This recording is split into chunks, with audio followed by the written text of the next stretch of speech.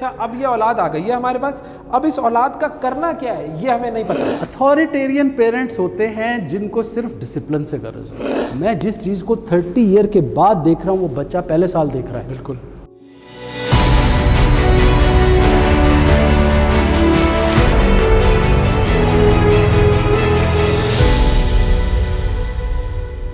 अस्सलाम वालेकुम, मैं हूं Uwais Mangalwala and this is the narrative. आज हम बात करेंगे एक ऐसे मामले की कि जो कि हम सब की ज़िंदगी से जुड़ा है। इंसान की जो सबसे बड़ी जिम्मेदारी होती है वो उस वक्त आती है उस पर जब वो अल्लाह ताला उसे एक तोहफ़ा देता है और उसके यहाँ औलाद होती है और वो एक मर्द और औरत के रुतबे से बढ़कर एक वालिद और वालदा के रुतबे पर पहुंच जाता है। यानी कि मर्द और औरत जो है वो वालिदैन बन जाते हैं, उनके यहाँ औलाद होती है और फिर उस औलाद की तरबियत करना ये एक बहुत ही मुश्किल काम है, लेकिन वालिदैन पर ये ज़िम्मेदारी होती है। और फिर हम देखते हैं कि किस किस तरह के वालिदैन अलग अलग तरीके से अपने बच्चों की तरबियत करते हैं और फिर उस तरबियत के नतीजे में एक नई नस्ल वजूद में आती है, एक माशरा वजूद में आता है। आज हम बात करेंगे कि पेरेंटिंग किस तरह होती है और पेरेंटिंग किस तरह की जानी चाहिए, क्या गलतियां हैं जो कि हम बहैसियत वालिदैन करते हैं और क्या ऐसी चीज़ें हैं जो कि बहैसियत वालिदैन हमें करनी चाहिए। और एक बहुत ही ख़ास मेहमान आज हमारे साथ मौजूद हैं जी,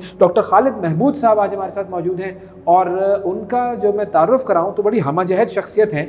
सबसे पहले तो डॉक्टर हैं, साइकोलॉजी इनकी फील्ड है, फिर ट्रेनिंग से इनका बहुत ज़्यादा ताल्लुक़ है, पेरेंटिंग जो है वो इनकी एक बहुत ही फेवरेट फील्ड जिसको कह लें वो है। पेरेंटिंग पर बहुत ज़्यादा लेक्चर्स भी देते हैं, बहुत सारे लोगों की ट्रेनिंग भी करते हैं और he is certified by John C Maxwell and he who is the top leadership expert in the USA और वो ऑथर हैं जी 86 किताबों के। डॉक्टर खालिद महमूद साहब से आज हम जानेंगे कि उनका तजर्बा क्या कहता है कि पेरेंटिंग कैसे होनी चाहिए और किस तरीके से हम पेरेंटिंग के स्टाइल को बेहतर कर सकते हैं। अस्सलाम वालेकुम डॉक्टर साहब। वालेकुम सलाम। कैसे हैं आप? अल्हम्दुलिल्लाह, आप कैसे हैं? ये जो मामला है ये बड़ा संगीन है, मामला कुछ ज़्यादा सीरियस है और उस सीरियस मामले को मुस्कुराते हुए ही डिस्कस करना है ऐसे ही।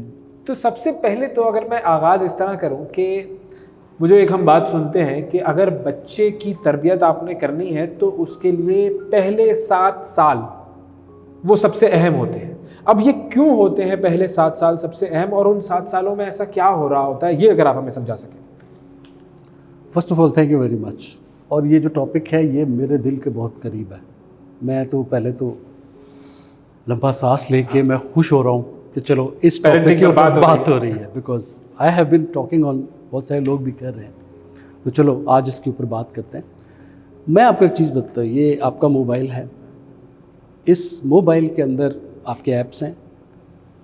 बिल्कुल बिल्कुल बिल्कुल। जब आप एक नया मोबाइल लाते हैं, इसको एक डिब्बे में बंद होता है, जब आप अनबॉक्स करते हैं उस मोबाइल को, यहाँ से बहुत इजी एग्जांपल के साथ स्टार्ट करने लगा हूँ, तो उसके अंदर क्या चीज़ आपको मिलती है जब आप खोलते हैं?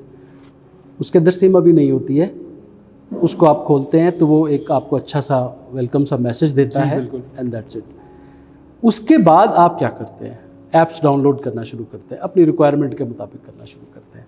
जब आप ये सारे ऐप्स डाउनलोड कर लेते हैं और इसको अच्छे से अपनी मर्ज़ी से प्रोग्राम कर लेते हैं, तब आप इसको अपने हिसाब से यूज़ करते हैं। बिल्कुल, ये एक बड़ी कस्टमाइज़ कर लिया। हाँ, उसको आपने कस्टमाइज़ किया, टेक्निकल एग्जाम्पल है। अच्छा, अब होता क्या है कि ह्यूमन बीइंग्स भी कुछ इसी तरह ही ऑपरेट करते हैं। जब एक बच्चा दुनिया में आता है ना, तो वो बिल्कुल एक ब्लैंक पेपर है, लेकिन वो ब्लैंक पेपर के साथ साथ कुछ पहले से प्रोग्रामिंग अल्लाह ताला की तरफ से लेके आता है। बिल्कुल ठीक है। वो प्रोग्रामिंग बहुत बेसिक किस्म की प्रोग्रामिंग होती है। आपके ब्रेन के 2 पार्ट्स होते हैं, एक कॉन्शियस, एक अनकॉन्शियस। कॉन्शियस वो वाला ब्रेन है जिसमें बैठ के भी बात कर रहे हैं, आप बिल्कुल सोच समझ के बात कर रहे हैं। आप मेरा इंट्रोडक्शन करा रहे थे, कॉन्शियसली करवा रहे थे, सोच समझ के करा रहे थे, कैमरे की तरफ देख के आप बात कर रहे हैं, मैं आपसे बात कर रहा हूँ, ये कॉन्शियसली हमारा काम कर रहा है। लेकिन हम बैठे हुए किस तरीके से हैं, जिधर हमारा ध्यान नहीं है, हमारा हार्ट इस वक्त चल रहा है, हमारी हार्ट बीट अपना काम कर रही है, हमारा टेम्परेचर है, ब्लड फ्लो चल रहा है, बॉडी के अंदर बहुत सारे फंक्शंस हो रहे हैं, इवन बॉडी लैंग्वेज जो है वो हमारी वो अनकॉन्शियसली डिज़ाइन हो चुकी है। सो ये 2 पार्ट्स हैं। जब बच्चा आता है तो वो उसका सिर्फ अनकॉन्शियस पार्ट होता है, कॉन्शियस पार्ट नहीं होता है। That has to be developed. तो हम क्या ये कह सकते हैं अपनी, क्योंकि मैं भी समझूंगा बहुत सारी चीज़ों को, exactly. तो जो चीज़ मेरे जहन में आएगी उस वक्त मैं आपसे बिल्कुल पूछूंगा। बिल्कुल। तो क्या हम ये कह सकते हैं कि पेरेंटिंग का मतलब ये है कि बच्चे के कॉन्शियस माइंड के ऊपर हम जो है वो सॉफ्टवेयर डाउनलोड प्रोग्राम कर रहे हैं, प्रोग्राम करें? हम पेरेंट का काम है बच्चे को प्रोग्राम करना। अगर आप प्रोग्राम नहीं करेंगे तो कोई और प्रोग्राम कर देगा। बिल्कुल, और वो बड़ा गलत प्रोग्राम हो जाएगा। की पॉइंट अगर आपने मोबाइल लिया है और आपने अपनी मर्जी के इसके अंदर सॉफ्टवेयर या एप्स नहीं डाले और वो आपने किसी और को दे दिया तो वो अपनी मर्जी के डाल लेगा। So simple. First 7 years I tell you, मैं इसके ऊपर बहुत ज़्यादा इसलिए कहता हूँ कि आप 80 साल के बंदे को भी मिल लें, वो रेप्लिका होगा अपने पहले 7 साल का। अच्छा, that's the importance of first 7 years।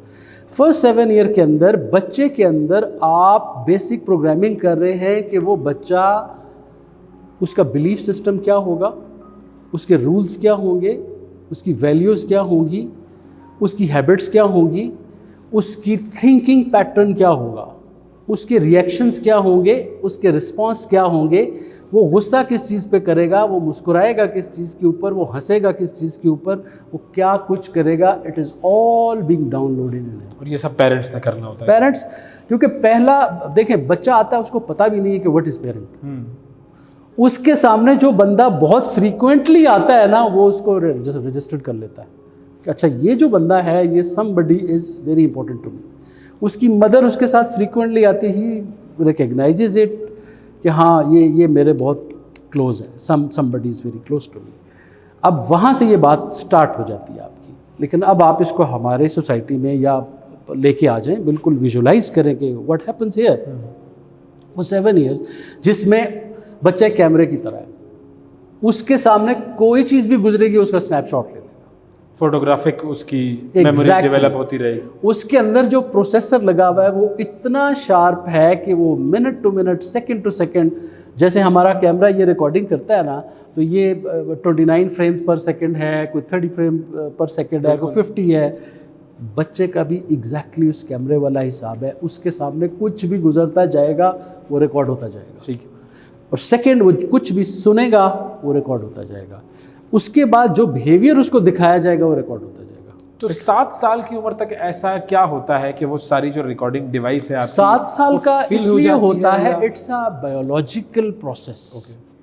आपका फिजिकल ब्रेन है ना, आपके दिमाग जिसको हम बोलते हैं, एक आपका फिजिकल ब्रेन है और एक माइंड है। Mind is actually non physical भी, जिसमें आप सोचते हैं, या वो शऊर जिसे आप शऊर जिसे कह सकते हैं।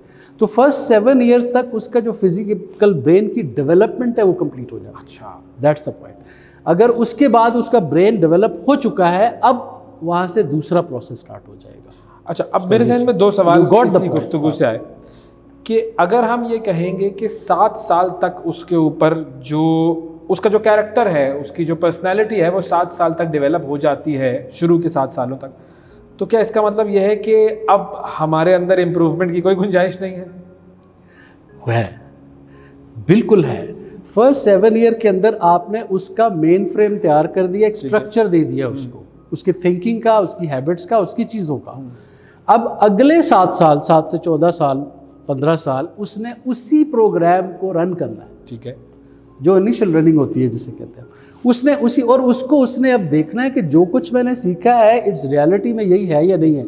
आपने गौर किया 8 साल के बच्चे में बहुत ज़्यादा रेजिस्टेंस होती है। जिनके बच्चे 8 साल के हैं, दे कैन रिकॉल एंड सी, 8 साल की एज और 10 year की एज में बच्चा या तो स्टबन होना शुरू हो जाता है, या रिएक्ट करना शुरू कर देता है, या कुछ भी आपको प्रॉब्लम आना शुरू हो जाते हैं। वाई? बिकॉज वो एनालिसिस कर रहा होता है कि मुझे बताया गया है कि आपने झूठ नहीं बोलना, तो ये मामा पापा तो झूठ बोल रहे हैं।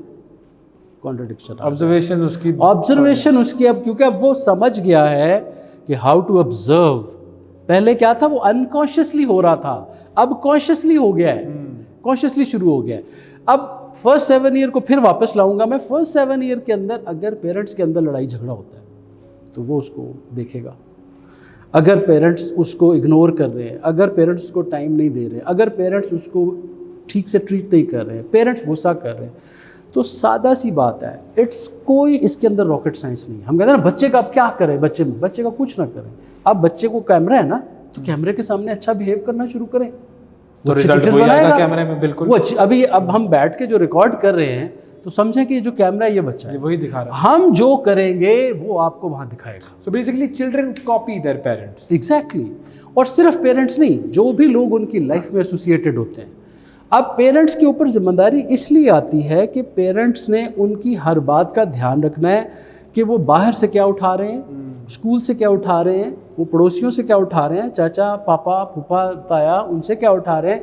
पेरेंट्स ने एक चेक रखना है उनके ऊपर। क्योंकि ये बड़ी आपने इंपॉर्टेंट बात की कि वो कॉपी अपने पेरेंट्स को भी कर रहे हैं और बाकी लोगों को भी कर रहे हैं। उनका तो देखें, तो इसका मतलब ये हुआ कि पेरेंटिंग का कोई वन साइज फिट्स ऑल वाला सोल्यूशन नहीं हो सकता। ऐसा नहीं हो सकता। अगर हम एक न्यूक्लियर फैमिली में रह रहे हैं तो अलग तरीके से पेरेंट होगी, अगर जॉइंट फैमिली में रह रहे हैं तो अलग फैमिली की पेरेंटिंग डायनामिक्स होगी, अगर कोई शायद सिंगल पेरेंट है तो उसका अलग मामला होगा, डेमोग्राफिक्स, आपका फाइनेंशियल स्टेटस, ये तमाम चीज़ें अलग अलग तरह की पेरेंटिंग को जन्म देंगे। एग्जैक्टली आपने बिल्कुल ना बुल हिट कर दिया एक पॉइंट को। पॉइंट ये है, हमारे यहाँ पेरेंटिंग के ऊपर सिर्फ जनरलाइज बात होती है जी, parenting issues and their solution.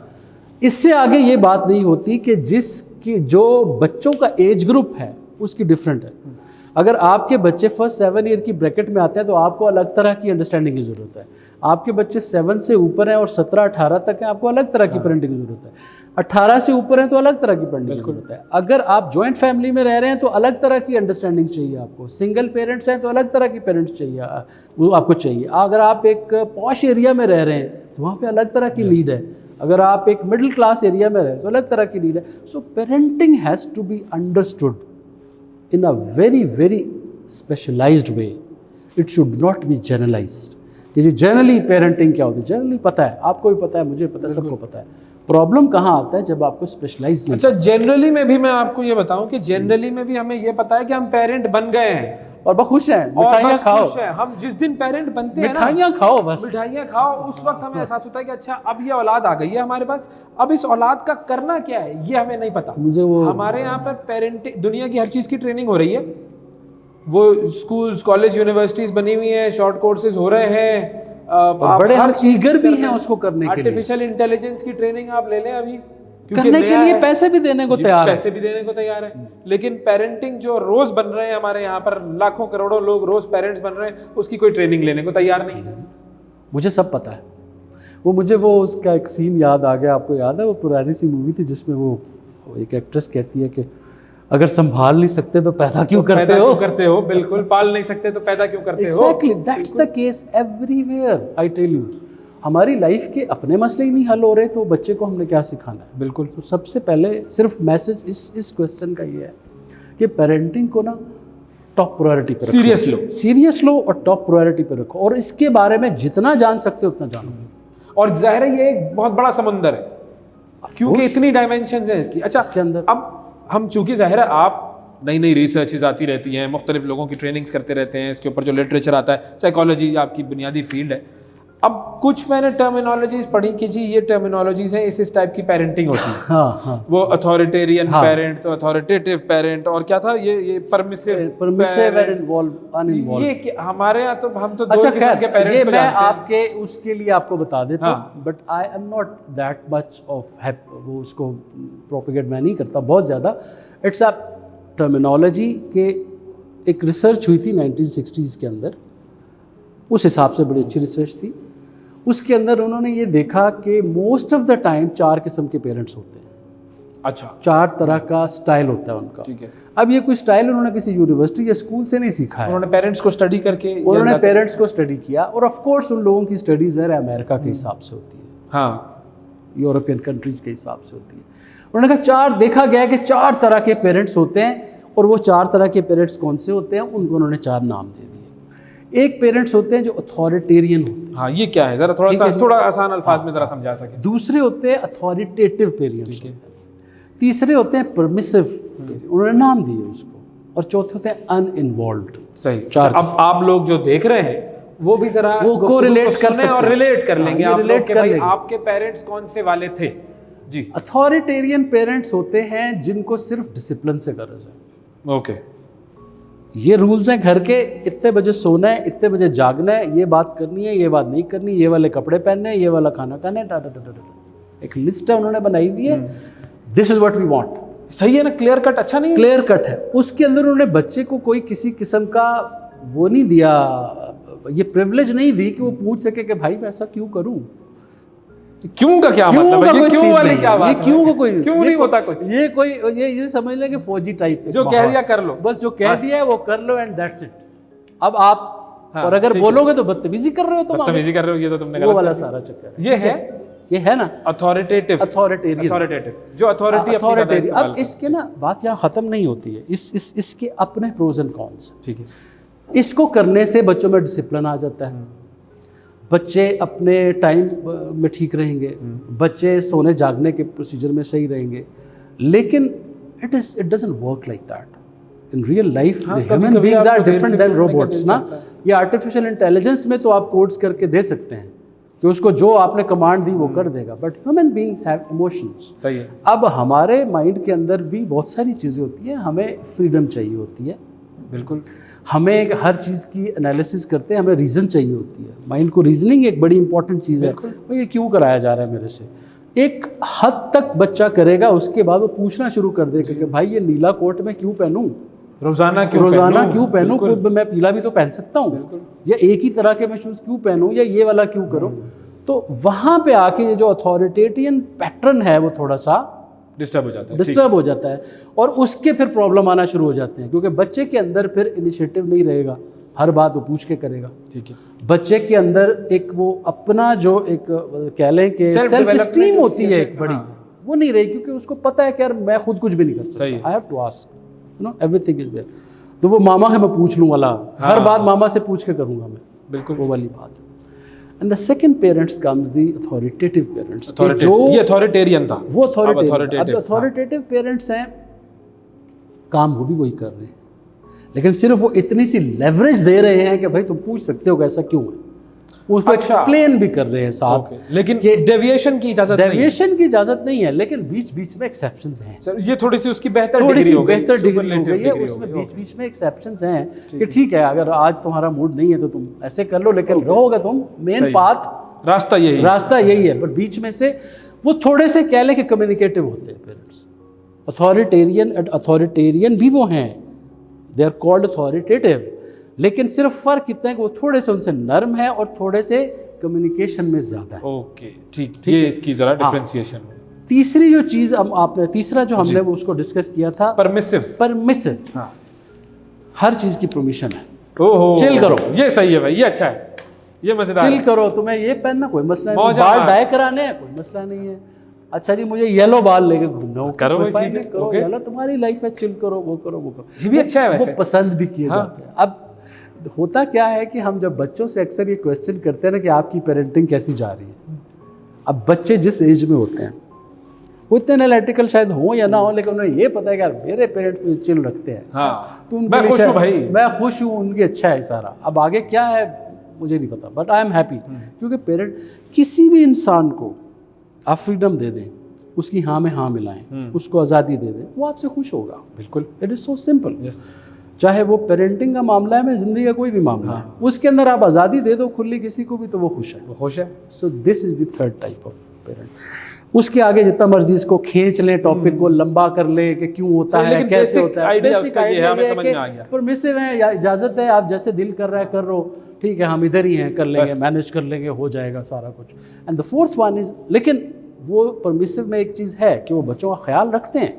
हाँ, ख्याल मतलब वो घर में बैठे हुए हैं, बच्चा खेल रहा है, बट दे देयर, ऐसा नहीं है कि they are not with them. सही, उनके अच्छे बुरे में उनके साथ हैं, उनकी प्रॉब्लम्स के साथ उनके साथ हैं, वो एक कनेक्टेड फील करते हैं। इनके अंदर एक इंपॉर्टेंट चीज़, ऐसा नहीं है कि उनको बोल दिया परमिशन तो उनका कनेक्शन ख़त्म हो गया। चौथी किस्म है अनइन्वॉल्व्ड। ये डेंजरस है कि आप बच्चे के किसी मामले में इन्वॉल्व ही, बैठे हुए हैं अपने मोबाइल पे लगे हुए हैं, अपना काम कर रहे हैं, बच्चे को आपकी ज़रूरत है but you are not there. बच्चे को जब उसको लगता है कि उसने आपसे कम्युनिकेट करना है और आप कहीं और बिजी हुए हैं। अब ये छोटी छोटी बातों से लेके बड़े बड़े लेवल तक जाता है। ये घर में छोटी बात क्या है कि आप मोबाइल पे काम कर रहे थे, अपनी स्क्रॉलिंग कर रहे थे, आपने बच्चे को तवज्जो, ये छोटी बात है, लेकिन यही बात जब बड़ी होगी ना, bigger issues, you will not be there. कोई और बड़ा मसला हो जाएगा तब भी बच्चा आपसे कनेक्टेड ही नहीं जिंदगी में कभी भी वो कम्युनिकेशन का लेवल डेवलप ही नहीं हुआ। अगेन वंस मैं बार बार लाऊंगा 7 में। वाई 7 में आप एक रिलेशनशिप बिल्ड करते हैं बच्चे के साथ। वो रिलेशनशिप इतना स्ट्रांग होना चाहिए कि उसके बाद बच्चा आपसे कभी दूर हो ही नहीं सके। तो अब ये जो 4 हमने पेरेंटिंग की टर्मिनोलॉजीज देखी, जो ठीक है वेस्ट ने अपनी रिसर्च से ये नाम निकाल दिए, लेकिन कमोबेश इसी तरह के पेरेंट्स हमारे यहाँ होते हैं। शायद एक आध 2 और टाइप्स हम थोड़ी सी अगर रिसर्च करें तो ईजाद कर लें। अच्छा, आप लोगों ने ज़रा सोच भी लिया होगा कि आपके पेरेंट्स कैसे थे इन कैटेगरीज में, और अगर आप पेरेंट हैं तो आप किस डोमेन में फॉल करते हैं। इसमें से क्या हम ये नतीजा निकाल सकते हैं कि हमें जिस आइडियल चीज़ की ज़रूरत है वो इन तमाम चीज़ों का कॉम्बिनेशन है? हाँ, बिल्कुल कॉम्बिनेशन है, क्योंकि कुछ चीज़ें हमें करनी होंगी, कुछ चीज़ें हमें नहीं करनी होंगी। कॉम्बिनेशन भी है, लेकिन it is much more than that. अब यहाँ से जो मैंने स्टार्ट में बात की थी ना, कि मैं बता तो दूंगा कि ये आपकी ब्रॉडर टाइप है, लेकिन where my thinking starts, where I work, वो मेरा थोड़ा सा इससे अगले लेवल। अच्छा, वो उस पर आते हैं। वो अगले लेवल की सर बात ये है कि थियोरेटिकल पार्ट को बिल्कुल साइड पे कर दे, अथॉरिटेटिव ये वो। रियलिटी बात यह है कि आप किसी बच्चे से पूछें बिल्कुल करीब जाके कि क्या आप अपने बाबा की आंखों में आंखें डाल के उससे बात कर सकते हैं। आप अपने बच्चे से पूछें कि अगर बेटा आपकी लाइफ में कुछ भी ऐसा हो जाए जो दुनिया में किसी से आप शेयर नहीं करना चाह रहे, it is too personal to you, बहुत बड़ी कोई गड़बड़ हो गई, बस कुछ हो, whatever, we don't want to go there what it is, but it is it's your personal. Do you have the courage to talk to your parents? Do you have the confidence कि आपके parents आपकी बात सुनेंगे? Do you think कि if you are in hard times, your parents will stand by you? Ask these questions. आपको parenting को समझने के लिए किसी कोई थ्योरी की जरूरत नहीं, आप बच्चे को देख के बता सकते हैं कि इसकी पेरेंटिंग कैसी है। और जब आप ज़्यादातर बच्चों से इंटरेक्ट करते हैं, आपको सवाल बिल्कुल पूछते समझ हैं, आना तो शुरू हो आपको क्या जाती मिलता है। है? देखो, बच्चा जो है वो खुद ब खुद रिफ्लेक्ट कर रहा होता है। Is he confident, is he calm, is he decisive, is he happy, is he charming, और is he toxic, is he positive, is he negative. छोड़ दें तमाम साइकोलॉजी की टर्मिनोलॉजीज को, मैं सिंपल बात कर रहा हूँ। एक बच्चा पकड़ें, उससे देखें, आपको समझ आ जाएगी कि पेरेंट्स ने इसकी किस तरह की तरबियत की, और पेरेंट्स में क्या चल रहा होगा। सर, ये जो हमारा फेस है ना, ये हमारे माइंड की स्क्रीन है, रिफ्लेक्शन है, बिल्कुल अनकॉन्शियस माइंड की। वो पीछे है, छुपा हुआ है, but our face, our eyes are the reflection of that. अगर आपके दिलो दिमाग में कुछ चल रहा है तो आपके चेहरे पे नजर आ जाएगा, बिल्कुल आ जाएगा, उसको नहीं छुपा सकते। चेहरे पे नजर आएगा तो बॉडी में भी नजर आएगा, बिल्कुल बॉडी लैंग्वेज में भी नजर आएगा। सो मैं इसलिए कह रहा हूँ ये इतना इंपॉर्टेंट है कि अगर आपने फर्स्ट 7 ईयर्स को उतनी इंपॉर्टेंस दे दी जितनी आज हमने दी है इसको, इस टॉपिक के अंदर, यू बिलीव मी कि आपने लाइफ का 50% काम कर लिया है। आपकी चीज़ें इतनी आसान हो जाएंगी आगे जाके कि वो बच्चा जिसको आप, जो बहुत सारे लोग कंप्लेन कर रहे होते हैं, यार बहुत इश्यूज आ रहे हैं, बच्चे ऐसे हो गए, बच्चे वैसे हो गए, you just take care of 7 years 8 years, उसके बाद आपके लिए आसानियाँ ही आसानियाँ हैं। अगर वो फर्स्ट 7 ईयर्स गुजर चुके हैं तो फिर आपको मुश्किल होगा उसकी पर्सनालिटी को अब उसको मुश्किल होगा, उसको फिर उसको करना अब थोड़ा, चूंकि वो जैसे क्ले नहीं होती मिट्टी की, आप बनाते हैं, जब आप लेते हैं वो उसमें पानी होता है, वो नरम होती है, आटे की तरह होती है, गूंदते आप उसको जिस तरह मर्जी कर लें। अब जब एक दफ़ा उसने बना दिया जो आपने फिगर उससे बनाना है, बनाने के बाद वो एक स्ट्रॉन्ग, वो सूख गई है, अब आप उसको मोल्ड करना चाहेंगे तो टूट जाएगी। तो वो किसी एक्सपर्ट को ही टेक्निक्स आती हो तो करेगा। तो अपने आप में I am not for that कि आपको हर किसी को साइकोलॉजिस्ट के पास जाना चाहिए या प्रोफेशनल, नहीं यार, सीखो। Every parent themselves should be a psychologist as far as parenting is concerned. as far as their child is concerned, उसकी खत्म बात। आप अगर इन सादा चीज़ों को समझ लें, आपकी लाइफ के प्रॉब्लम्स ख़त्म हो जाएंगे। आप घूम फिर के आप बाहर क्रिमिनल देखते हैं, आप पॉलिटिक्स में इश्यूज देखते हैं, आप लीडरशिप के इश्यूज देखते हैं, आप कहीं भी कोई, तो घूम फिर के बात कहाँ जाती है? उसकी ग्रूमिंग पे।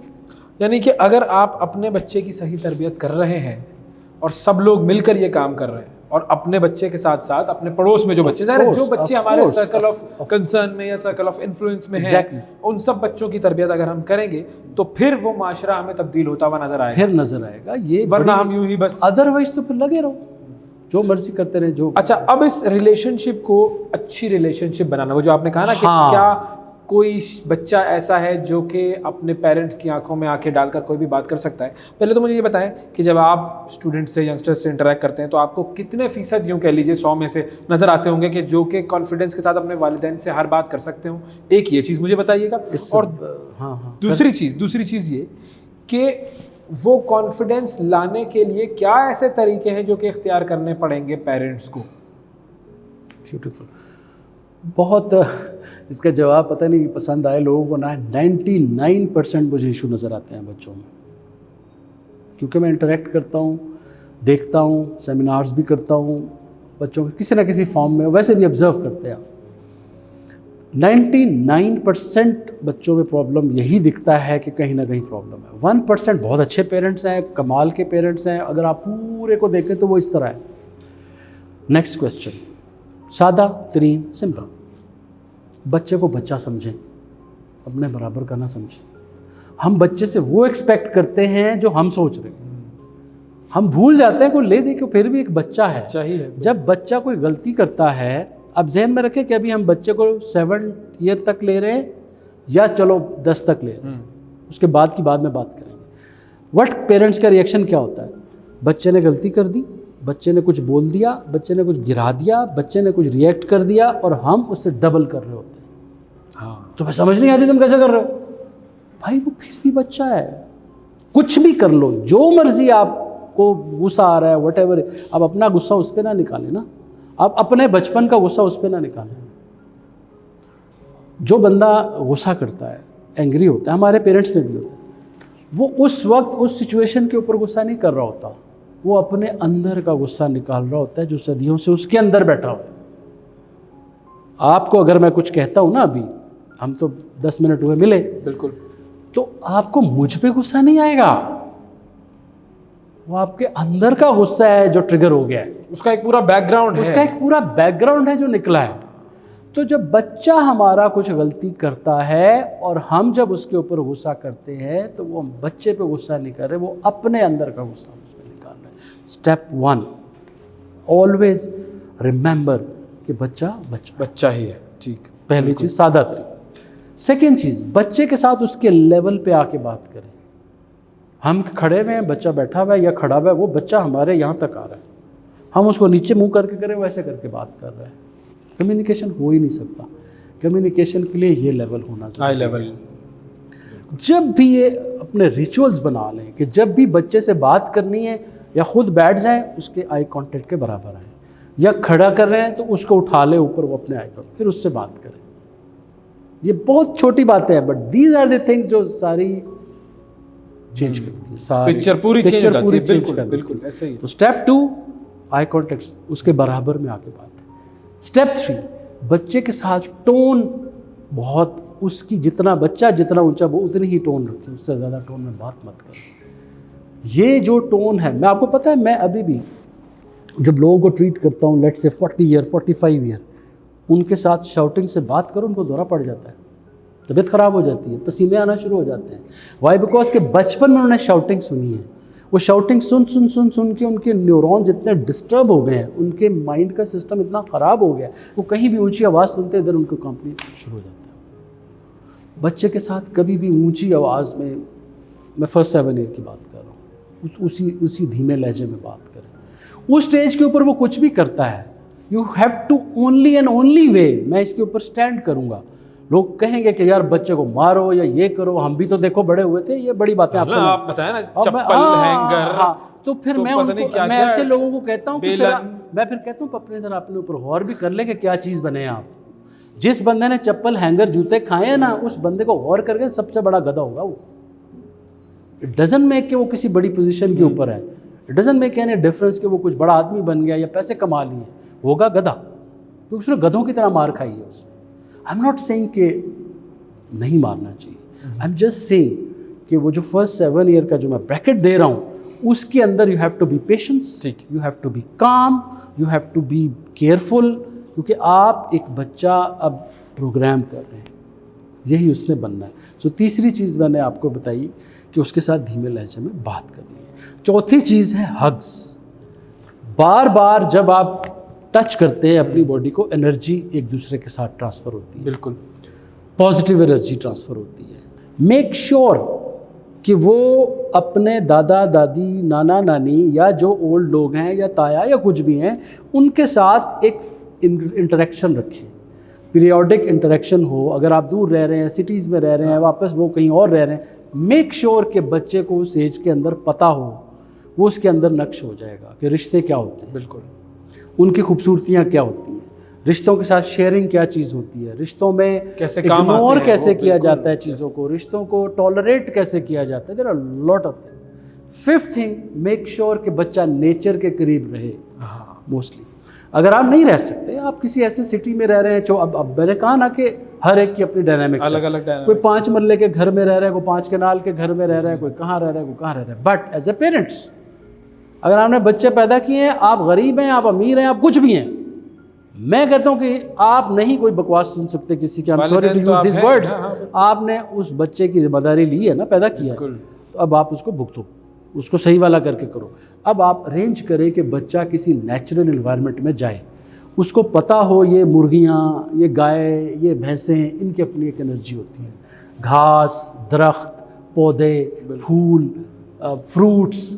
हमारे शहरों में बच्चे 10-15 साल हो जाते हैं, प्लास्टिक उन्होंने देखा ही नहीं होता। बिल्कुल। ये जो सोसाइटीज़ अभी आजकल बनी हुई है, सोसाइटीज़ में मुर्गियाँ नहीं रख सकते आप, भैंसें नहीं रख सकते आप, गाय नहीं रख सकते। अगर आप 10-15 साल बच्चा रेज हुआ है, उसने तो रियल में मुर्गी भी नहीं देखी कैसी होती है, सकते हैं आजकल तो। उसको पता ही नहीं है कि किस तरह की होती है। सो मेक श्योर कि वो ऐसी अरेंजमेंट उनके लिए करें। आप गांव जाएं या ऐसे जगहों के ऊपर जाएं जहाँ पे बच्चा रियल में नेचर को फील कर सके। That's the most important thing. अब ये बड़ी इंपॉर्टेंट पॉइंट्स हैं। ये तमाम चीज़ें एक तरफ हैं, अब हम आते हैं ज़रा उस डिस्कशन पर कि बच्चे की तालीम, उसके अंदर हमारे पेरेंट्स का आजकल एक जो तरीक़ाकार है वो ये है कि जी आप कन्वेंशनल तालीम हासिल करें, और अगर अप्रोच कोई नई आती है, जैसे आजकल स्किल बेस्ड एजुकेशन की बात हो रही है, बात ये हो रही है कि जी डिग्रीज़ की वो अहमियत नहीं रही है, अब स्किल की और आपकी नॉलेज की और आपके एक्चुअल जो आपको आता है उसकी अहमियत है, तो वो पेरेंट्स जो हैं उससे ज़रा दूर भागते हैं और वो कहते हैं कि नहीं, चूँकि हमने अगर तख्ती पर लिखना सीखा था और उससे वजह से उनकी राइटिंग बहुत अच्छी थी, तो आज भी वही मेथडोलॉजी अपनाई जाए ताकि जो हम अचीव कर चुके हैं वो शायद उसी तरीके से आज अचीव हो सकेगा, या हमसे आगे जाने की हम शायद उनके अंदर कोई वो डायरेक्शन देना ही नहीं चाह रहे। तो वो पुराने तरीक़ों पर चलना वो कितना नुकसानदेह साबित हो जाता है when it comes to specifically तालीम। हॉट क्वेश्चन या जलता हुआ सवाल है ये, इतना इम्पॉर्टेंट है कि इसके ऊपर वक्त चाहिए। बट एनीवे, देखिए प्रॉब्लम कहाँ है। सबसे पहले ना बात फिर पेरेंट्स के अपने ऊपर आती है। पेरेंट्स क्या चाहते हैं, पेरेंट्स की जो अपनी अंडरस्टैंडिंग है क्या है। पेरेंट्स की बच्चों के ऊपर ना इन्वेस्टमेंट है, मेंटल थिंकिंग मैं बता रहा हूँ। वो सक्सेसफुल चाइल्ड चाहते हैं, नॉट ओनली कामयाब बच्चा। मैं थोड़ा सा इसीलिए जलता हुआ सवाल का है, ये सुलगता हुआ सवाल है। हमारे पेरेंट्स में जब लड़ाई होती ना माँ बाप में, तो माँ का जो सबसे बड़ी इन्वेस्टमेंट है मेरे बच्चे। ये आज तो मैं इस बंदे का कुछ नहीं कर सकती, ये ज़रा मेरा बेटा बड़ा हो जाए फिर बताओ। माइंडसेट जब उसके पीछे ये वाला काम कर रहा होगा, अच्छा मैं आज मेहनत कर रहा हूँ ना, तो मेरा बच्चा मेरा बाजू बनेगा। अब वो 18 साल 20 साल मजदूरी हो रही है, काम हो रहा है, मेहनत हो रही है, और बैक ऑफ माइंड ये चीज़ चल रही है कि ये बड़े हो जाएंगे ना, सब संभाल लेंगे। मियाँ बीवी का झगड़ा है, माँ बाप के आगे मजबूर है, बेटा मेरा बड़ा हो जाएगा ना तो संभाल लूँगी, फिर मैं पूछूंगी कि मुझे तेरी ज़रूरत ही नहीं है। बाप का ये है कि मैं आज मजदूरी कर रहा हूँ, मेरा बड़ा होगा, संभाल लेगा, सब फिर सही हो जाएगा। जिस चीज़ के पीछे माइंडसेट ये वाला काम कर रहा हो, लालच हो, तो आप लालच कहें या इसको कोई भी नाम दें, मतलब ये सख्त लफ्ज़ हो जाएगा। हाँ, लेकिन सख्त हो जाएगा, तो आप बताएं कि फिर आपका तो फोकस वही रहेगा ना। इसका मतलब है बीच में से बच्चा तो निकल गया, उसको हमने as a individual, as a human being, as a person तो लिया ही नहीं। उसको तो मैंने अपनी प्रॉपर्टी लिया है, ये मेरा एसेट है, मैं इन्वेस्ट कर रहा हूँ, कल मुझे इससे रिटर्न चाहिए। Whereas this is the thing जहाँ से एक्चुअल प्रॉब्लम आ रहा है। अगर आप बच्चे को ये समझेंगे कि अल्लाह की तरफ से दिया हुआ एक जिम्मेदारी है, मुझे सिर्फ इसका गार्डियन बनाया गया, ये अपने आप में खुद एक इंसान है, अपने आप में इंडिपेंडेंट, सब कुछ एक कंप्लीट रूह है, ये अपना रास्ता खुद चुनेगा, ये खुद अपना बनाएगा, रास्ता खुद चुनेगा अपनी ज़िंदगी। मैं तो बीच में सिर्फ कुछ अरसे के लिए हूँ। ब्रिज कर रहा हूँ। आप कितने पेरेंट्स हैं जो आप 100 साल के हो गए तो साथ अब्बा भी चल रहे हैं, एक सर्टेन लेवल के ऊपर आके पेरेंट्स चले जाए। बिल्कुल। आपको दुख हो, तकलीफ हो, अच्छा लगे, दुनिया का दुनिया का दस्तूर है, बिल्कुल ऐसे। Then you are the parents, फिर then they go, then the other one is parent. तो इट स्टार्ट्स फ्रॉम, मैं हमेशा कोर की बात करता हूँ। अनलेस कोर इशू को सॉल्व नहीं करेंगे, सोल्यूशन नहीं आएगा। कोर इशू यह कि पेरेंट्स को अपनी थिंकिंग चेंज करना पड़ेगी। जब पेरेंट्स ये कहेंगे कि यार इसकी अपनी एक लाइफ है, अपनी थिंकिंग है, एक अपना है, मेरा काम है इसको असिस्ट करना, मेरा काम है इसको गाइड करना, मेरा काम है इसको रास्ता देना, इसको इन्वायरमेंट देना, तो चीज़ें बिल्कुल चेंज हो जाएंगी। और पेरेंट्स को जब खुद ही नहीं पता कि दुनिया कहाँ चली गई है, तो उन्होंने बच्चे, अभी एक बच्चा है वो हमसे, मैं हूँ ना, मेरी अगर एज ऑफ 30 के अंदर मैंने फ़ोन देखा है, जो कि लेट्स से कोई एक फ़ोन आया है किसी भी जनरेशन का, उस साल वो लॉन्च हुआ है तो मेरी एज 30 थी। मैं जिस चीज़ को 30 ईयर के बाद देख रहा हूँ वो बच्चा पहले साल देख रहा है। बिल्कुल। तो मेरे से तो 30 साल पहले ही वो आगे निकल गया ना वो। बिल्कुल। अब पेरेंट्स को ये हजम नहीं होती बात। अच्छा, मेरे से ज़्यादा बच्चे जानते हैं, पुत्र मैंने तुम्हें पाला था ना, मैं तो तुम्हारा बाप हूँ। इतना सा था ना, तो मैंने तुझे उठा के तो लेके go. Here we go wrong. यहाँ से प्रॉब्लम आता है जब आप बच्चे से मुकाबला लगा के बैठ जाते हैं कि भाई मैंने तेरे लिए ये किया, वो किया, फलां किया। सिंपल सी बात है, पहले तो अंडरस्टैंड करो दुनिया कहाँ खड़ी है। This is 2024। आप और मैं, मेरे जैसे हम किधर 74 70 में 60s में आए, तो हमें अंडरस्टैंड है दिस इज़ 2024। तो जब आप पहले ये समझ जाएंगे ना, तो आपका पहला मसला तो हल हो जाएगा, बिल्कुल आप इजी हो जाएंगे। उसके बाद आप कहेंगे कि जिस बच्चे से मैं इंटरेक्ट कर रहा हूँ वो बच्चा इस जनरेशन का बच्चा है और उसके अपने इश्यूज़ हैं।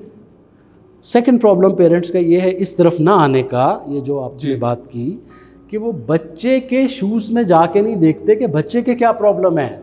मेरे प्रॉब्लम है, मैं घर देखता हूँ, मैं कमाता हूँ, मैं मेहनत करता हूँ, तुम्हें क्या पता मैं, ये सारे मिडिल क्लास लोगों में और हर क्लास में आपको सुनने को मिलेगा। बट नोबडी वुड से कि यार जो बच्चा फेस कर रहा है वो क्या कर रहा है, उसके शूज़ में क्या चल रहा है, उसके आप देखेंगे कि उसकी तो दुनिया के मसले ही अलग हैं जिसको मैं समझ भी नहीं सकता, बिल्कुल, जिसको हम फील ही नहीं कर सकते। अच्छा, अब चूँकि आपने इनके कुछ मसाइल की बात की है, तो ज़रा हमारी जो ऑडियंस में जो जवान बैठे हैं, जो बच्चे बैठे हुए हैं, उनसे पूछते हैं कि भाई उनके क्या मसाइल हैं, उनके जहनों में क्या सवालात हैं, ताकि फिर उन सवालों के जवाब हम उन्हें दे सकें और जान सकें कि क्या वो पेरेंटिंग के तरीक़ाकार जो राइज तरीक़ाकार हैं उनसे मुतमईन है या नहीं है, उनके जहनों में क्या सवाल है। जी, My name is Ahmed Khan Niazi. I'm a resident of Rawalpindi and a student here at Rubrix. तो आपने अभी शुरू में जब बोला कि कुछ पेरेंटिंग स्टाइल्स आपने 4 किस्म के बताए, तो उसमें से आप क्या समझते हैं कि आजकल के दौर में, मतलब नई न्यू एरा है, ग्लोबलाइजेशन है, मॉडर्नाइजेशन है, डिफरेंट फैशन, टेस्ट, ट्रेंड सब कुछ है, तो आजकल के ज़माने में एक पेरेंट को कौन सा स्टाइल अडॉप्ट करना चाहिए कि आगे उनका जो ऑब्वियसली यूथ है वो सक्सेसफुल वे पे जा पाए, एक अच्छी एक तरह से कह रहे एथिकल जिंदगी कंडक्ट कर सके। For example in my opinion, जैसे I was brought up in authoritative way, तो मुझे उससे अपने, अगर मैं अपने आप को देखूँ और अपना एग्जाम्पल यूज़ करूँ, तो आई was brought up in a very very good way. I mean I am thankful that my parents were strict and stern, and मतलब whatever I am today I am because of them, and I'm very proud of that. So what would you say is the best parenting technique आजकल अगर कोई parenting अपनाना चाहे? I know it's a very easy question. No, it's not easy question, man. It's not an easy question. Don't take it like that. It's a very difficult question, but I'll answer it. Done. पतंग उड़ाई है कभी? Kite. कितना दूर जाती है वो? आधे रास्ते पे कट जाती है, लेकिन वो बहुत हवा में उड़ती है, बड़ी हो छोटी हो कुछ भी हो। लेकिन कभी गौर किया कि उसके साथ एक धागा बंधा होता है जो उसको बांध के रखता है। तो इसके ऊपर एक कहावत है कि किसी ने कहा, किसी पतंग ने कहा कि ये जो धागा है ना, ये मेरे रुकावट है उड़ने में। मैं उड़ना चाहती हूँ, इससे भी ज़्यादा उड़ना चाहती हूँ, लेकिन ये बीच में जो धागा लगा हुआ है ना, ये मुझे रोकता है, अदरवाइज़ मैं तो उड़ जाऊँ, मैं तो पता नहीं सैारों में घूमूँ और किधर घूमूँ। तो किसी ने कैंची से धागा काट दिया। अगर लो जी, आपको चाहिए था, मैं काट दिया। और जो ही धागा कटा तो अगले 2 मिनट में वो किसी कांटेदार दरख्त में फंसी हुई थी। अगले 2 मिनट में वो किसी बच्चे के हाथ चढ़ गई, वो सर्वाइव ही नहीं कर सकी। ये एक ऐसी खूबसूरत एग्जाम्पल है पेरेंटिंग में भी और ज़िंदगी में भी, कि आपको आज़ादी भी चाहिए लेकिन वो साथ एक धागा भी चाहिए। अगर आप उस धागे को भी काट देंगे तो फिर आप सर्वाइव नहीं कर सकेंगे। आप उड़ेंगे तो वो धागे की वजह से। पेरेंटिंग भी इसी तरह है। पेरेंटिंग में ये जो 4 किस्में आपको बताई हैं, इन्होंने बड़ी खूबसूरत बात की थी कि आज की सोसाइटी के अंदर हमें री-एवेल्युएट करना पड़ेगा। हम किसी एक सिस्टम के साथ नहीं चल सकते कि आप अथॉरिटेटिव हो जाओ, आप अथॉरिटेरियन हो जाओ, आप अनइन्वॉल्व हो जाओ, या आप परमिसिव हो जाओ। आपको इन सब का मिक्स एंड मैच बनाना पड़ेगा। और देखें, मिसाल के तौर पे जैसे AI आजकल एक दिन के अंदर चेंज हो रही है। इतनी, मैं आपको बताऊं कि इतनी तब्दीली 2001 से लेके जितनी 2024 तक आई है, put me right if I am wrong, पिछली पूरी हिस्ट्री में इतनी तेज़ी से नहीं जितनी इन 24 सालों में हुई है। अगर हिस्ट्री ने 100 साल में कोई चीज़ लाया है तो ये एक साल में वो चीज़ ले आते हैं। चीज़ें इतनी तेज़ी से चेंज हो जा रही हैं। तो जब ये चीज़ें इतनी तेज़ी से बाकी चीज़ें चेंज हो रही हैं तो why can't be parenting then? Parents को भी तो देखना पड़ेगा ना, कि उन्हें भी तो अपने साथ देखना पड़ेगा चल क्या रहा है। मैं आपको बताऊं कि आज के पेरेंट्स का प्रॉब्लम ये है कि आपके साथ कोई बच्चा बैठ जाए ना, जनजी न्यू जनरेशन का, उसकी लैंग्वेज ही समझ नहीं आती पेरेंट्स को।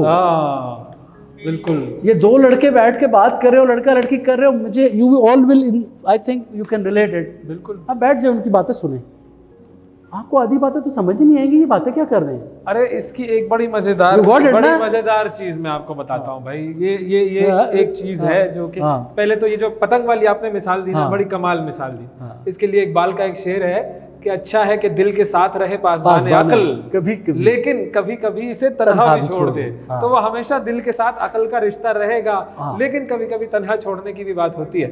ये जो आपने कहा ना कि हम इनकी लैंग्वेज समझ नहीं सकते। अब हमारे साथ पेरेंट मौजूद हैं जी सर, आपसे अगर मैं कहूँ कि इशारे से आप हमें ये बताएं कि जब फोन आता है तो आप कैसे फोन रिसीव करते हैं? आपने इशारा करके हमें बताना है। फोन आया है और रिसीव करना है, इशारे से, बोलना नहीं, इस्तेमाल नहीं करना जी। ऐसे ना आप बताएं जी, फोन कैसे, कॉल आई है, कॉल कैसे करें? ये देखें, ये हाथ कैसा था इनका, करे दोबारा करें। ये फर्क है कि हम जब फोन रिसीव करते हैं तो यूं रिसीव करते हैं, कि हमारा वो था। हाँ, और ये जब फोन रिसीव करते हैं तो ये यूं करते हैं। तो ये टेक्नोलॉजी भी चेंज हो गई और जिंदगी गुजारने का तरीका भी कम्युनिकेशन के तरीक़ेकार चेंज हो गए। पॉइंट ये है आपके क्वेश्चन का, there is no hard and fast rule, there is no one way of parenting. Parents have to be updated all the time, तब जाके ये बात ठीक होगी। अगर पेरेंट्स को, इसलिए मैं सर आज स्टार्ट से लेके एक ही बात पे जोर दे रहा हूँ कि सर इस मुद्दे को उठाएं। हाँ, कि पेरेंट्स को भी सीखना पड़ेगा। पेरेंट्स सीखना नहीं चाहते, बिल्कुल। बच्चे को वो जज करना चाहते हैं, बच्चे से रिजल्ट लेना चाह रहे हैं। जब आपका कम्युनिकेशन लेवल ही नहीं है, आप एक से बात ही नहीं कर सकते, तो आप उससे क्या पेरेंटिंग? तो अलग-अलग दुनियाओं जब आप बात बन जाते हैं। आपको पता है 98% पेरेंट्स के बच्चों के आपस में कम्युनिकेशन ही नहीं है। It's you, we are happy, we are thankful. अगले सवाल की तरफ, कि आपके पेरेंट्स, आपको वो इश्यूज नहीं है, but there are people who have issues.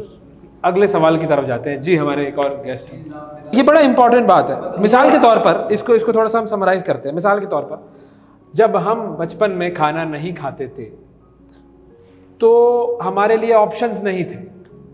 अगर कोई XYZ चीज़, दाल पकी है किसी भी किस्म की, तो वो हम अगर नहीं खाते थे तो हमारे पास ऑप्शन ये होता कि या तो ये दाल खा लो या फिर ये हाथ खा लो। अब अगर उस बच्चे ने कहा कि जी मैं ये दाल नहीं खाऊंगा, तो बेटा ये फलाना ले लो, ये ढिमकाना ले लो, मैं तुम्हें ये मंगवा देती हूँ, वो मंगवा देती हूँ। तो उसके लिए फैसिलिटेशन हमने इतनी ज़्यादा कर ली कि उसने हर चीज़ को अपने लिए इंटाइटलमेंट समझ लिया, और हम उसको डांट या मार या सख्ती वाले लेवल पर लेके जा ही नहीं सके। उस चीज़ से कैसे डील किया जाए? और फिर दूसरे सवाल की तरफ आते हैं कि बाप और माँ की जो एक क्लोजनेस है उसमें कितना फ़र्क या कितना ज़्यादा चेंज आए। मैं तो सबसे पहले जो सेकंड क्वेश्चन उसका आंसर दूंगा कि अगर आपने ये बोला, मैं इस मामले में ना आई एम लिटिल हार्ड, मुझे एक्सक्यूज़ कीजिएगा, I am very hard, because ये हार्ड हुए बगैर होता नहीं। मुझे पेरेंट्स को भी ना थोड़ा सख्ती से बताना पड़ता। बात यह है कि अगर आपको बच्चा माँ के रास्ते से आ रहा है ना, तो फिर किसका प्रॉब्लम? आंसर मिल गया आपको? अपना ही प्रॉब्लम है हमारा। मतलब इसलिए एक लाइन में आपको प्रॉब्लम मिल गया ना भाई। अगर आपसे बच्चा डायरेक्ट बात नहीं कर रहा तो प्रॉब्लम किसका है? You are the one, simple. तो ये कुछ इसको तो मैं लंबा भी नहीं करूंगा। आप मैं कहना जो चाह रहा हूँ आप समझ गए बिल्कुल कि देखिए कोई आपसे बात अगर नहीं करता ना तो इसका मतलब है कि प्रॉब्लम आप में है। सर जिस बंदे के अंदर अट्रैक्शन होती है ना, जिस बंदे के अंदर वो चीज़ होती है जिसके जो उसके बच्चे नहीं भी होते ना, वो भी उससे आगे बात करते हैं। लेकिन फिर दोस्ती हो तो कितनी हो, माँ की एक रिलेशनशिप, बाप की एक मैं रिलेशनशिप, बता रहा हूँ ये कितनी वाला जो मामला है ना, ये कितनी का बड़ा कंट्रोवर्शियल किस्म का एक वो है। फिर मैंने कहा ना कि आप इसको क्वांटिफाई नहीं कर सकते। मैंने आपको बड़ा सादा सा कुछ ट्रिक्स दे दिए कि अगर आपका बच्चा एक ऐसी सिचुएशन में फंस गया है जो उसका बहुत ही पर्सनल प्रॉब्लम है, या आपकी बेटी, तो उससे सिंपल आप ये जज कर लें कि क्या उसके अंदर इतना कॉन्फिडेंस है कि वो सारी दुनिया को छोड़ दे, वो आपसे और आपके पास आए, चाहे वो माँ हो चाहे बाप हो, आपने वो दिया है। तो इसमें कितने वाली तो बात ही ख़त्म हो गई ना। अब आपने शुरू में क्वेश्चन किया था अपने बच्चों पे आप अप्लाई करते हैं या नहीं करते। मेरे बच्चों के साथ अल्हम्दुलिल्लाह ये रहा सिलसिला, बिकॉज किसी स्टेज पे मुझे जब ये चीज़ें समझ आ गई कि मेरे बच्चों के साथ एक कनेक्शन भी है, but at the same distance भी है। देयर इज़ अ वेरी एक ना अनसीन किस्म का एक डिस्टेंस होता है। फॉर एग्जाम्पल, पहली बात है सिगरेट पीने ही नहीं चाहिए, लेकिन अगर पीता है कोई तो आपने देखा होगा जो बड़े, मैं इस छोटी एज के किसी एज में, तो वो ना छुपा लेते हैं पीछे, हालांकि वो सामने पी सकते हैं। हाँ, आप उसे कुछ कहेंगे भी नहीं, बच्चे बड़े हो, बट वो क्या कहें, उसका एक लेवल है, आपने उसको रखना है। तो ये जो डिस्टेंस है ये किसने सिखाना है? पेरेंट्स ने सिखाना है ना। इसीलिए कहता हूँ कि जितना लर्न करेंगे उतना आपको एडवांटेज होगा कि क्या करना है। आपने मोहब्बत भी देनी है, येट डर भी रखना है। आपने चेक भी रखना है, येट उसको आज़ादी भी देनी है। आपने डांटना भी है, येट एक ऐसा रखना है कि उसमें प्यार भी झलके। आपने उसको तंग भी करना है, अगर किसको वर्ड तंग यूज़ कर रहा हूँ तो उसमें भी आपने ऐसे रखना है कि वो लौट के आप ही के पास आए। हर चीज़ का एक इस तरीके से आपने, ये एक आर्ट है। मैं कहता हूँ पेरेंटिंग इज़ एन आर्ट। जिस तरह कोई भी आर्ट होता है ना, पेरेंटिंग इज़ एन आर्ट। इस आर्ट को सीखें। सही। जिन लोगों ने इस आर्ट को सीख लिया है ना, वो पूरी ज़िंदगी इस खूबसूरत चीज़ को एंजॉय करते हैं। क्योंकि दुनिया की, मैं समझता हूँ एज ए पेरेंट, सबसे खूबसूरत जो एक रिश्ता जो बच्चा पहली दफ़ा देता है वो माँ बाप की सूरत में देखता है। फिर वो उसकी दूसरी खूबसूरती आती है जब उसको वाइफ मिलती है या हस्बैंड मिलता है, और फिर उसकी लाइफ में तीसरी खूबसूरती आती है जब उसके बच्चे होते हैं। ये तीन आपकी लाइफ, और हम लोगों ने इसी को अजाब बना दिया। बिल्कुल सिंपल इस खूबसूरती ये को, इतनी खूबसूरत चीज़ें हैं तीन। अगर आपकी ज़िंदगी में ये तीन चीज़ें हैं ना, या गुजरी हैं, क्योंकि ऐसे करोड़ों बच्चे हैं जिनके माँ बाप पैदा होने के बाद उनको नहीं मिलते। वो जो हदीका कियानी ने एक बच्चा अडॉप्ट किया था, वो आजकल एक दोबारा पोस्ट आई हुई थी। आप देखो, पैदा हुआ, ज़लज़ला आ गया, माँ बाप चले गए, उसका तो कोई कसूर नहीं था। He did not enjoy that beauty of life कि उसके अपने पेरेंट्स उसको मिलते। अगर आपको मिले हैं तो आपने अपनी लाइफ का ये खूबसूरत तरीन पार्ट देख लिया। फिर आपकी शादी होती है। कितने लोग हैं जिनकी शादी सही से हो जाती है, या हो जाती है, मर्ज से होती है? नहीं, करोड़ों लोग हैं जो इसमें भी अजाब में। अल्लाह ने अगर आपकी शादी भी अच्छे से करा दी है, you are also one of the beautiful people. अब आपका बच्चा हो गया या बच्चे हो गए हैं, कितने करोड़ों अरबों लोग हैं जिनके बच्चे नहीं होते, या होते हैं तो अल्लाह ताला के पास होते हैं तो चले जाते हैं, या कोई और मसला हो जाता है। अगर ये तीन इवेंट्स आपकी ज़िंदगी में हो गए हैं तो you are the most blessed person. इस ब्लेसिंग को इस ब्लेसिंग को एंजॉय करें और इस आर्ट को सीखें। अगर आपको नहीं पता किसी बात का, सीख लें। अभी इनका पार्ट 2 रहता है सर। दूसरा मुझे ये बताइएगा कि पुराने ज़माने में आज से 500 साल पहले लड़ाइयाँ कैसे लड़ी जाती थी? 1 मिनट में और किस चीज़ से? तलवार कितनी भारी होती थी? कितनी भारी होती थी? उसको उठाने के लिए कितनी मदद चाहिए? 40-50 किलो वाली भी यूज़ की। हाँ, तो वो आजकल क्यों नहीं उठाते हैं? तो 5 किलो वाला बैट। बॉडी में जान नहीं है ना। इसका मतलब ये है कि चीज़ें और बिहेवियर्स और काम एनवायरनमेंट के साथ बदलते हैं। उस वक्त के ज़माने के लोग तगड़े होते थे, वो उठा लेते। आज के ज़माने में तगड़े नहीं हैं। आज का मेरे इन जैसे है, हम नहीं उठा सकते, वो हमसे कोई तकाजा नहीं करता। आप जो छितर खाते थे तो एक एनवायरनमेंट में रह के खाते थे। अब आप इस्लामाबाद शिफ्ट हो गए हैं, अब आप वहाँ पे वो वाला छितर यहाँ नहीं चला सकते। अगर वो छितर मारने हैं तो आपको वहाँ जाना पड़ेगा। Got it? पॉइंट समझ आ गया आपको जो मैं कहना चाह रहा हूँ? अगर आप इसको अप्लाई करना है तो गो देयर देन, अगर जाना पड़ेगा तो उसको छोड़ के आ गए हो तो फिर ये लो। सही। There are human needs. इंसान की ना कुछ नीड्स होती हैं। अगर आपने वो नीड्स पूरी कर दी है ना तो वो एक स्टेबल और बिल्कुल पीसफुल बच्चा है, तो उसका हर चीज़ में दिल लगेगा। अगर आपने उसकी वो नीड्स पूरी नहीं की शुरू के सालों में, आप मैट्रिक की बात कर रहे हैं तो मैट्रिक से बच्चा कितने का होगा? 16-17 साल का होता होगा, ठीक है। अब हम पूरी ब्रैकेट को ले रहे हैं। अगर बच्चे को उसकी बेसिक ह्यूमन नीड्स हैं 6, मैं आज आपको, मुझे इस पे तो टाइम देंगे, भले बाद में काट दीजिएगा अगर लेट हो जाए। 6 ह्यूमन नीड्स हैं जो हर इंसान की बड़ी ज़रूरी है। अगर वो ह्यूमन नीड्स आप पूरी कर दें तो बच्चा या इंसान या कोई भी बंदा अपनी लाइफ में बिल्कुल पीसफुल और वो रह जाता है। सबसे पहली चीज़ होती है इंसान की सिक्योरिटी, वो अपने आप को सिक्योर फील करे। बच्चे के लिए बाप एक लीडर होता है, बच्चे के लिए बाप एक बहुत बड़ा स्ट्रांग होता है। मेरा 4 साल का बच्चा आजकल अपने नाना के पास है, वो उनको कहता है मेरे पापा स्ट्रांग हैं, मेरे पापा आपसे ज़्यादा स्ट्रांग है, वो उनमें ये मजाक चल रहा होता है। बच्चे के लिए जो सबसे बड़ा रोल मॉडल होता है उसका अपना वालिद होता है। सबसे पहला इंसान जिसको एज ए लीडर हो, जिसके ऊपर देखता है, जिस पे वो रिलाई करता है, तकिया करता है, वो फादर होता है। अब खुद अंदाज़ा लगा लें कि हम एज ए फादर क्या चीज़ हैं। अगर आप ही रो पिट रहे हैं, आपकी अपनी पर्सनैलिटीज़ में फ्लॉ हैं, आप 24 घंटे अपने आप को मरा हुआ दिखाते हैं, बच्चे ने आपसे क्या इंस्पिरेशन लेनी है? तो सबसे पहली चीज़ तो सिक्योरिटी तो उसकी गई, सही, कि उसको सिक्योरिटी लग ही नहीं रही कि वो सिक्योर है। सेकंड होती है ये सिक्योरिटी को कहते हैं सर्टेनिटी। बेसिकली सर्टेन होना कि मेरे माँ बाप हैं, they are there to take care of me, you know. Second चीज़ होती है अनसर्टेनिटी, चेंज, कि आपको ज़िंदगी में कुछ ना कुछ चेंज भी चाहिए होता है। बिल्कुल एक ही जैसा एक माहौल में पैटर्न पर नहीं, पैटर्न नहीं, आप थोड़ी सी तब्दीली चाहते हैं, आप भी चैनल चेंज करते हैं, आप कोई प्रोफेशन चेंज करता है, लगातार करते नहीं रहते हैं। तो हम हर 4 साल के बाद हुकूमत चेंज करते हैं। हाँ, तो बच्चे को भी एक अनसर्टेनिटी भी किसी न किसी लेवल के ऊपर चाहिए होती है, जो आप मुख्तलिफ तरीक़ों से आप देते हैं। तीसरी चीज़ होती है लव एंड कनेक्शन। इंसान की बेसिक ह्यूमन नीड है कि उसको लव एंड कनेक्शन चाहिए, मोहब्बत किया जाना और मोहब्बत करना। मुझसे कोई मोहब्बत करे या किसी से मैं मोहब्बत करूं, और किसी के साथ कनेक्शन बने, कांटेक्ट। वो कांटेक्ट ज़िंदगी में पहला आपके माँ बाप के साथ ही बनता है। अगर वो कनेक्शन डेवलप हो गया है तो आपका एक और टिक लग गया। फोर्थ थिंग उसकी होती है आपकी आइडेंटिटी। हर इंसान एक आइडेंटिटी चाहता है अपने आप में। कोई कहता है मैं स्ट्रांग हूँ, इज एन आइडेंटिटी, जो एक मैं है या इकबाल ने जिसे खुद ही कहा है। हाँ, वो चाहता है।